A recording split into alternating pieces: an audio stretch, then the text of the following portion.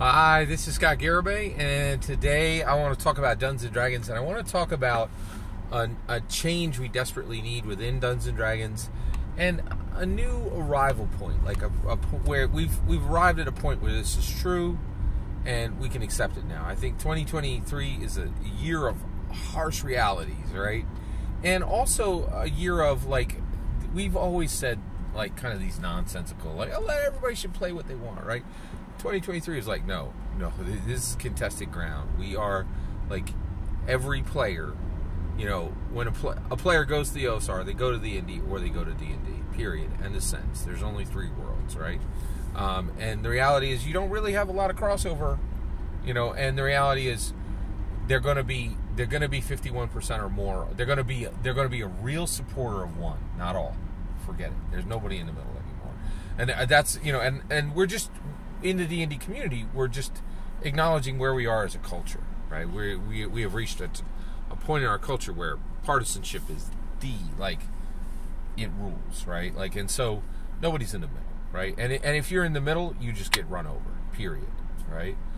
And so 2024 core rule books are coming up, and I think there's an opportunity to make this change in the 2024 core rule book.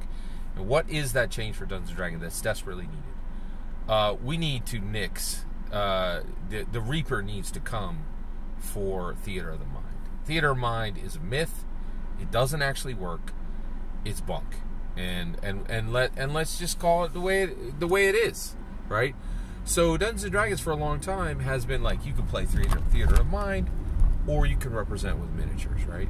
And the reality is, what we've really come to is where we really landed is you could use whatever you want for miniatures, and then you're going to scale from 100% to 10%, right?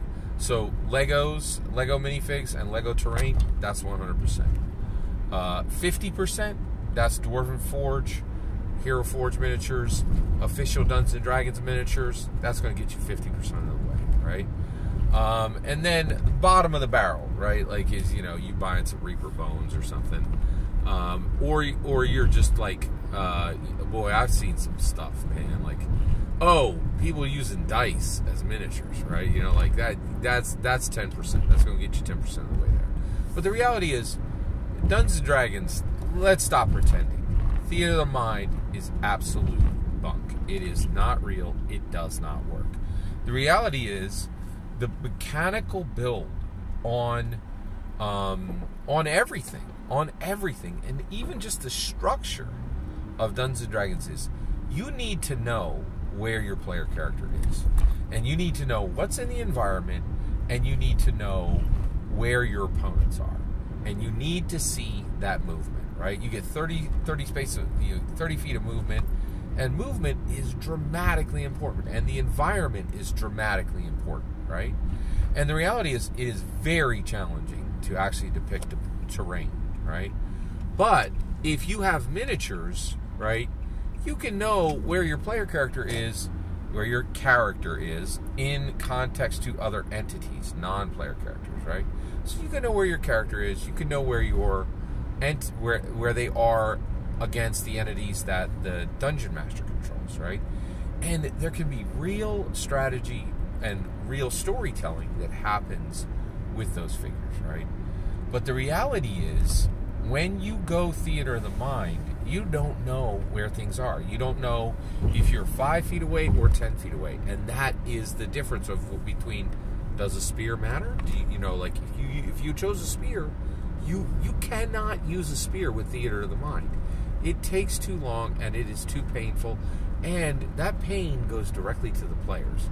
And if you're like, oh, it works fine in my game, right? What's really happening is you are telling Theater of the Mind, and you are pushing all that pain onto the players, right? And they don't really understand what's happening, but they nod and they go along. And the reason why is Dungeon Masters are self-selecting for charismatic, confident, and intelligent, right?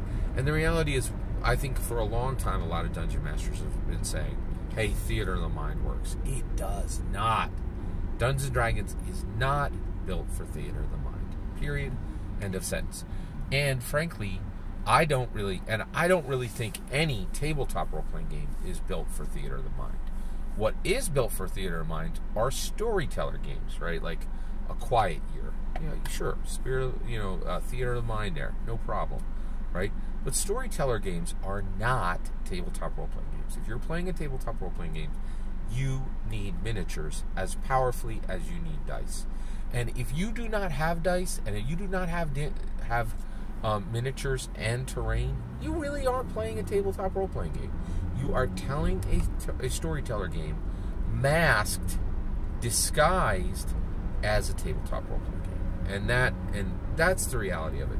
And the reality is, we do, I think we give short shrift to it in the Dungeon Master Guide, in the PHB, and in the Monster Manual.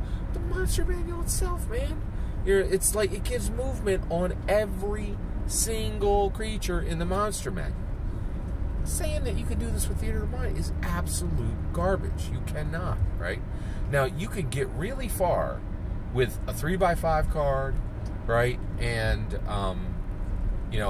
and even some dice, that you use as miniatures, and even with some approximated, this zone, you can somewhat get there, but you absolutely need hard, small pieces that are going to represent your characters and your entities, your player characters and your non-player characters.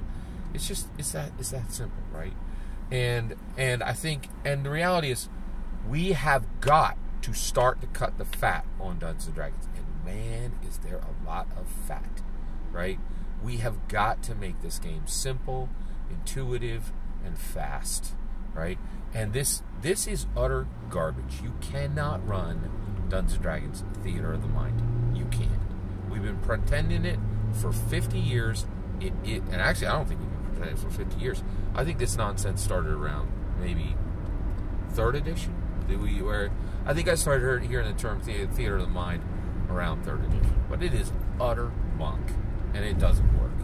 And I think it's nonsense that snuck its way in from storyteller games that were pretending to be tabletop role-playing games. And there's been we have some community drift, right? We get ideas that come in from different sources, but that's it. That's the whole of it, man. Like, this is we got to call it, right? So I really feel like theater of the mind needs to meet the Reaper. Like, the Reaper needs to come for it, take that John away, right? It's done. It's done.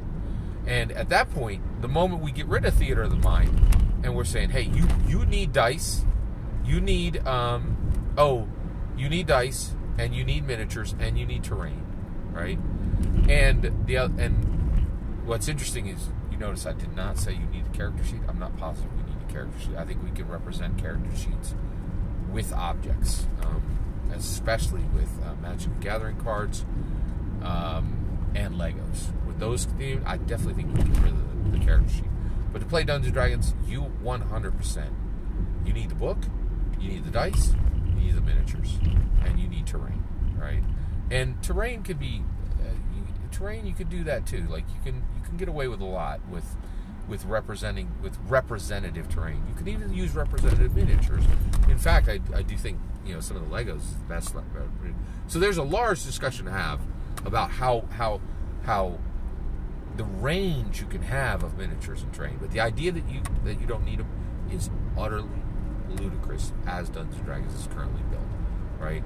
And I think we need the clarity, we need the complexity loss so badly that it's time to completely abandon the idea that Dungeons and Dragons can be run theater of the mind. Every single word, that's my humble opinion. What's important is when I get to hear your humble opinion, when you get in the comments and send your traffic. Please consider liking and subscribing, and have a wonderful millennium.